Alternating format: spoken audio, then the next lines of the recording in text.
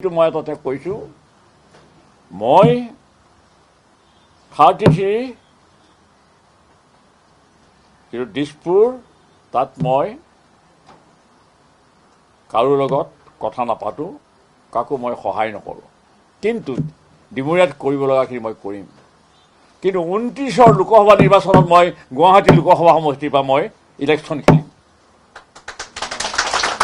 MP election মই খেলিম 29ত। তোমাক মই কৈ দিছোঁ, কথা দিয়াত যদি এতিয়াই দি থৈ যোৱা, তাৰ কাৰণে 15 মিনিট কথা পাতিছোঁ।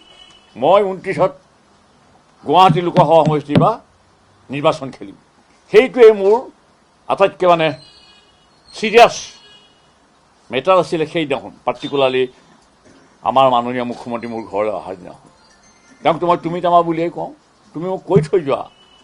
আমাৰ জয়ন্ত বড়ো আছে, আৰু সেইখিনি কথা অতি চিৰিয়াছলি তেওঁ লৈছে, ময়ো চিৰিয়াছলি কৈছোঁ।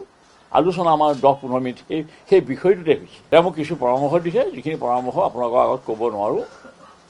সেইখিনি পৰামৰ্শ 29ত ইলেকশ্যন খেলাৰ সময়তে বা ইলেকশ্যন খেলাৰ পাছতে মই সেইখিনি কথা ক'ব পাৰিম।